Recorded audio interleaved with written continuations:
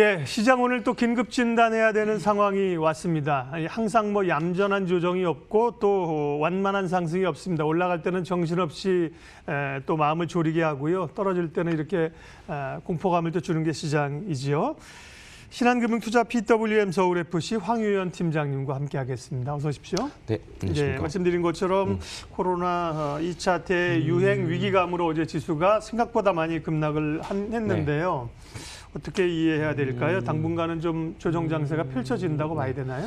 일단은 뭐 어제 여파가 오늘 오전까지는 조금은 있을 것 같긴 합니다만 어제 사실 사회적 거리두기 3단계를 예상을 하고 사실 우려감 때문에 좀 매물들이 좀 많이 나왔고. 근데 3단계로 가진 않았죠. 예, 2단계 강화 이 정도죠. 2단계 강화 정도였고 그렇다 보니까 어제 시간의 종목에서 시간 외에서는 뭐 증권주들 포함해서 경기 민감주들이 다시 조금 반등을 나오는 모습들이 조금 있었습니다. 그리고 항상 이런 급등락이 나올 때마다 가장 먼저 보는 지표가 개인적으로는 환율인데요. 어제 환율 같은 경우에는 오히려 하락을 했습니다. 그렇죠. 막판에 예. 3시 초반에 이제 급락이 좀 가장 이제 절정에 다다랐을 때는 환율이 소폭 약세여 이제 원 달러가 강세 흐름을 좀 보였었는데 조금 이제 3시 반 딱 이제 장이 마감한 이후에 환율 하락 반전을 좀 했고요. 그런 거 보면 뭐 그렇다 그래서 뭐 지금 환율의 변동성이 엄청나지 않았기 때문에 외국인들의 이탈이라고 보기에는 사실 조금 의아한 부분들입니다. 그리고 어제 3시 반 이후에 외국인들이 3시부터는 좀 그동안 많이 팔아놨던 주식들을 조금씩 담는 모습이었고요. 장 마감할 때쯤까지 외국인들의 선물은 한 마이너스 한 1,200억 정도, 1,400억 정도였나요? 그죠? 한 매도 규모였는데 선물 시장 3시 50분 마감인데요. 한 끝에는 이제 플러스 800억으로 마감. 그러니까 한 2,000억 이상을 이제 종가에 좀 매수했다라고 보시면 되겠습니다. 그렇기 때문에 뭐 시장의 변동성은 조금 있긴 하겠지만 지수가 아직 크게 하락을 하기에는 아직 조금 무리가 있다라는 생각이고요. 어제는 최근에 들어왔던 개인 투자 자금이 사실 주말간에 또 더군다나 이번에 연휴가 길었기 때문에 주말간에 조금 공포심에 의해서 투매가 나오지 않았나.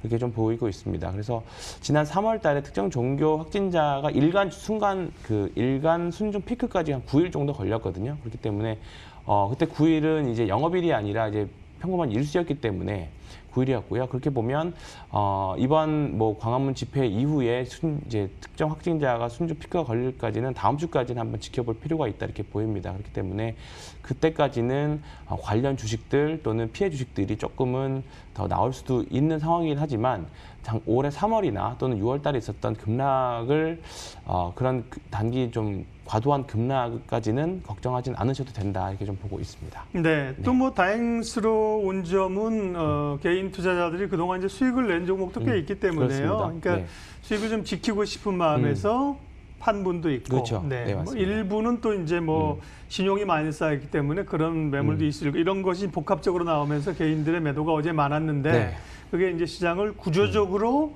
지속적으로 끌어내릴 요인은 아닌 것 같다. 그렇습니다. 예, 말씀하셨고요. 세부적으로 조금 더 시장 그럼 들어가서 보겠습니다. 최근 한 2주, 3주 동안에 뭐 자동차를 필두로 해서 화학이라든지 뭐 전통주가 올라올 때 사실 그 네이버나 카카오 이런 기술주들은 딱 뒷짐을 지면서 그래 갔다 언제 오나 보자 좀 이런 분위기 아니었어요. 그렇죠. 네. 그랬는데 역시 코로나 확진자라는 또 이제 증가라는 요 단초가 되면서 어제 성장주들이 언택주들이 강했단 말이죠. 어떻게 보세요? 일단은 어제는 그동안 뭐 코로나 이후에 올라왔던 언택트 주식들, 뭐 언택트 주식들일 수도 있고요. 그다음에 성장주 중에 하나였던 이제 뭐 2차 전지 주식들이었는데 어제는 조금 명확하게 좀 갈리는 분위기였습니다.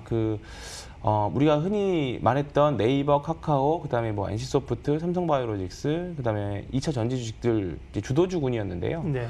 어제는 사실 삼성바이오로직스와 카카오만 조금 유독 좀 상승을 하는 모습들이었습니다. 일단은 상대적으로 강세를 보이는 이유들은 뭐 여러 가지 부분들이 있다라고 하지만 카카오 같은 경우에는 이제 카카오톡 기반으로 하는 비즈니스가 굉장히 조금 성장세가 눈에 띈다 이렇게 보시면 좋을 것 같습니다. 일단은 다른 주식들은 한번 쉬었다가 다시 올라오자라는 생각들을 좀 가지고 있는 것 같은데요. 카카오는 시장에서 마지막 최후의 언택트의 마지막 주식이 되지 않을까 이렇게 좀 생각을 좀 하고 있습니다. 그래서 코로나로 위축되었던 이제 광고 부분들이 좀 사실 2분기에 생각보다 많이 회복을 했고요. 그 다음에 유료 거래액도 전년 대비해서 70% 이상 증가하는 부분들이 있었고요. 그리고 웹툰 기반으로 하는 카카오 페이지도 동남아에서 계속 급격하게 성장세를 좀 보여주고 있는 부분들입니다. 우리가 네이버하고 카카오 볼 때 네이버는 뭔가 광고 위주, 요즘에 뭐 네이버 같은 경우에도 네이버 플러스 같은 이제 커머스 분야 확대를 계속 노력 중이긴 한데 카카오는 이제 카카오톡을 기반으로 하는 커머스라든가 페이 또 기존에 하고 있었던 모빌리티 이런 부분들이 올해부터는 또는 내년까지는 계속적으로 그동안 벌여왔던 사업들에서 수익을 내는 구간들이기 때문에 성장성에서 네이버보다는 조금 더 우호적인 시장에서 그런 평가를 좀 받고 있는 것 같습니다. 이런 부분들은 계속해서 지켜보셔야 될 것 같고요. 다만 다시 한번 경기 민감주라든가 아니면 다른 섹터들이 돌아온다라고 하면 조금 상대적으로 약한 모습은 좀 보여줄 수 있습니다. 그런 부분들을 같이 고려해서 보시면 되는데 어쨌든 지금 어떻게 보면 이런 급등락장에서의 대안으로는 카카오만한 주식이 없지 않나 이렇게 좀 보고 있습니다. 네. 또 카카오는 이제 카카오 게임즈인가요? 또 네. 계열사들의 상장 네, 이슈까지 그렇습니다. 있기 네. 때문에 네이버보다 조금 더 이슈를 가지고 있는 거죠. 그런데 네. 또 뭐 그런가 하면 또 네이버도 또 다른 재료 가지고 치고 나오고 그렇죠. 네, 늘 맞습니다. 그렇더라고요. 네, 그래서 맞습니다. 성장주 가운데 네이버, 카카오 주목하고요. 코로나 때문에 관련해서 뭐 진단키트라든지 마스크라든지 어저께 그런 게 강했는데 네. 그런 건 약간 좀 테마성으로 움직이는 데 반해서 음식료, 식품업체는 꾸준하게 보면 맞습니다. 특수를 누리면서 실적도 좋고 주가는 좀 많이 올랐다가 사실 최근에 조금 쉬는 듯한 경향이 있긴 한데요. 실적도 잘 나왔죠. 네. 식품주에 대한 투자 의견은요. 지난 3월하고 달랐던 점들이 이런 부분들인데요. 네. 지난 3월에 폭락은 전 섹터가 다 하락을 그렇죠. 했었잖아요. 키트주들 빼고. 근데 지금 구간에서는 이런 식품주들도 올라간다라고 하는 거는 시장이 완벽한 폭락이라든가 하락 추세의 전환은 아니라고 생각을 합니다. 왜냐하면 섹터가 살아있는 것들이 아직 여전히 많이 있기 때문에 그냥 단순 어제 좀 일시적인 이유로 인해서 좀 하락했다라고 보이고요. 일단은 집합 쪽 증가에 따라서 간편식 이렇게 계속 강한 회사들이 상대적으로 좀 계속적으로 강세를 보이고 있습니다. 올해 3월 달에 CJ제일제당 같은 경우에는 제가 개인적으로 알아본 바로는 그런 사태로 인해서 이제 다 봉쇄가 되고 그랬잖아요. 근데 그렇다 보니까 제일제당에서 만든 비비고 이런 만두 같은 경우에는 사실 마트 가면 1+1로 많이 파는데 네. 이런 상품들이 정가로도 다 품절이 됐을 정도니까 사실 올해 2분기까지 실적은 계속적으로 좋아질 거라는 전망들이 많이 있었습니다. 근데 제일제당 같은 경우에는 그 효과를 지금 톡톡히 좀 느리고 있는 것 같고요. 삼양식품 같은 경우에는 최근에 라면 수출입 데이터를 보면 최근에 좀 주가 흐름은 좀 좋지는 않았지만 계속적으로 실적이 좋을 것 같은 주식이기 때문에 계속적으로 좀 보시면 좋을 것 같고요. 이번 2분기 실적 발표 시즌에 상대적으로 실적이 안 좋았던 기업들, SPC라던가 아니면 다른 그런 식자재 유통 비중이 높았던 회사들은 상대적으로 좀 약한 모습들을 좀 보였고요.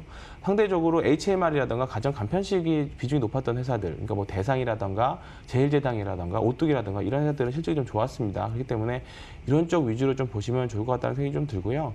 현재 수급이라던가 차트는 CJ 제일제당이나 대상이 좀 더 좋은 것 같고요.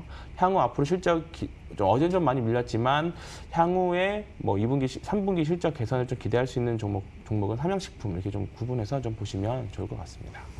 삼성전자하고 반도체 얘기를 좀 하겠습니다. 사실은 보면 삼성전자가 그동안 이제 못 올랐잖아요. 네. 어제는 이제 인텔의 IBM이죠. IBM의 이제 CPU 위탁 생산한다는 얘기 때문에 초반에 좀 강했다가 삼성전자도 조금 그렇죠. 어쩔 수 약해졌고 없이. 네.